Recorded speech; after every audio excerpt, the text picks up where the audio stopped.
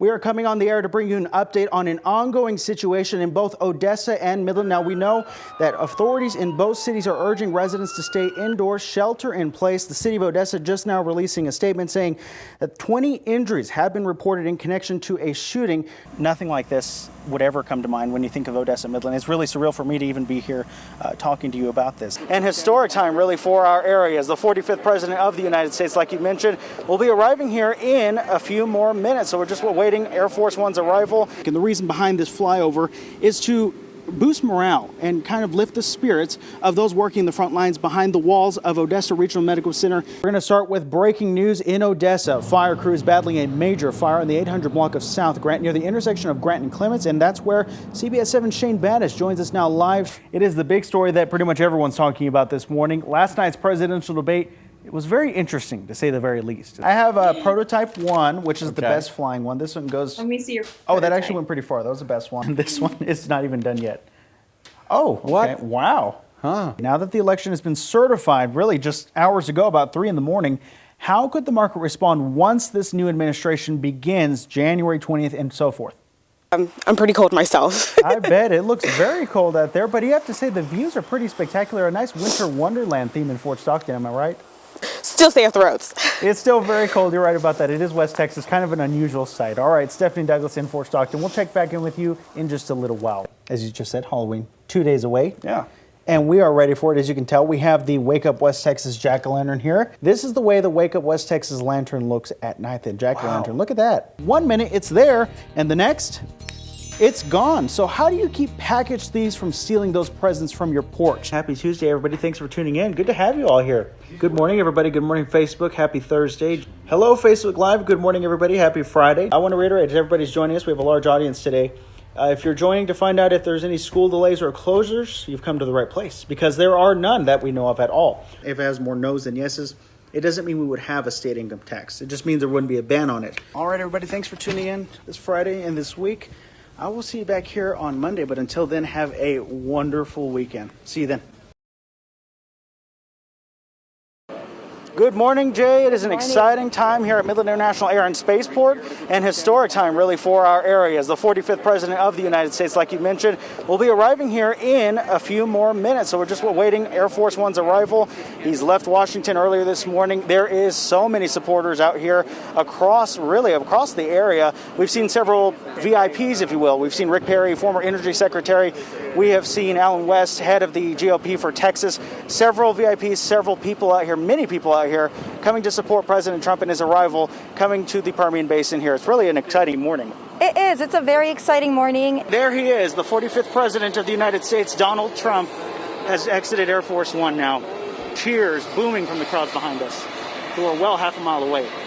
So it was a great couple of minutes. You know what a West Texas welcome to have some heat out here, as well as being greeted with football helmets with the Odessa High School Permian High School rivalry. I mean, that is so appropriate for West Texas. It's a West Texas welcome, and he'll be experiencing some heat today. As Craig has mentioned before, it's going to be really hot this afternoon when he's going to visit the oil rig over here in Midland County. He's got the fundraiser in Odessa. He's heading to it right now. I want to say real quick, if you're watching this, Highway 80 backed up at a standstill. Westbound lanes on Highway 80. Eastbound lanes look like they're moving just fine, but the Highway 80 backed up. No one is moving right now. It's easily a couple miles backed up, so be sure and keep that in mind. And you know, quite a lot of people going to see it as well. We had a lot of supporters out here. Trump flags all gone now. They were here. Trust me, they were here. There was a lot of cheering going on, hoopering, hollering. Whenever he came out off the airplane and waved at them, that was quite a surreal sight. Yeah. They're all gone now. We can only imagine that they've gone to his other location that he's going to be at. And you bet they'll be back here when they have the departure of this airplane later today. Matthew, do you see anything yet? Camila, not quite yet. We are still waiting here just outside of Odessa Regional Medical Center, where people are starting to line the streets waiting for this incredible view. It's really an historic day for Odessa, Midland, pretty much all of West Texas during an historic time going on in our country with the coronavirus pandemic. They're heading from Dallas, going up to Amarillo. They've already gone through Amarillo. They've already gone through Lubbock, and they are well on their way to the Midland, Odessa area. They should be here within just a few minutes. There is the bomber.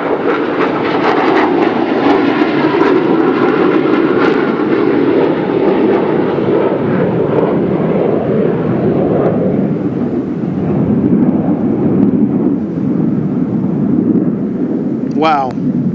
Absolutely breathtaking. That was the B-1 bomber flying from Dyess Air Force Base, coming around from the south by flying over Medical Center Hospital and then reaching Odessa Regional Medical Center. By now, they are well into the eastern portions of Odessa. We also have team coverage in Midland, where they are going to be flying over Midland Memorial Hospital in less than 3 minutes now. Well, good early morning to you. Thanks for waking up with us on this frosty Tuesday. It is a special edition of Wake Up West Texas at 4:30. Today is a First Alert weather day with hazardous conditions outside right now. Our CBS 7 First Alert team has been tracking this winter storm. We have Joshua Skinner and Shane Battis live in Odessa, hitting the roads for you to see how the conditions are. But we begin with Weather Director Craig Stewart in the First Alert Weather Center. Craig, as we head out the door, are we seeing any ice buildup right now? Very, very dangerous conditions, and that's going to be all across West Texas until sometime mid-morning tomorrow. Danger being the key word there. Craig, thank you. Now to our team coverage of this winter storm with CBS 7's Joshua Skinner, who's been keeping a close eye on the roads. Joshua, how are the roads looking where you're at? We'll, of course, check in with them in just a little while, but as you can see, roads are going to be a problem there, especially bridges and overpasses where double freezing can happen from the top and bottom. So you got to be especially careful. That's why city officials and county officials are urging you to stay home if you can and stay off of the highways, especially. Now, because of that weather, most local school districts have announced closures or delays. Here's some of the main ones that you should know about.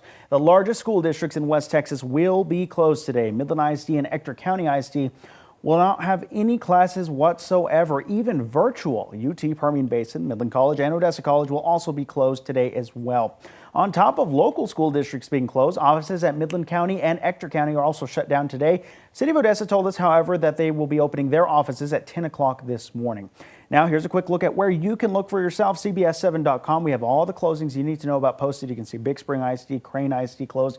Crane ISD we're fixing to talk about here in just a little bit, but also the latest local government closures as well. Now, like we said, Midland ISD, Ector County ISD closed. Even extracurricular events are closed. It's important to note not every district is completely shut down. Some are still continuing with virtual learning. Now, like I said, Crane ISD, Crane residents have been without natural gas since Friday afternoon.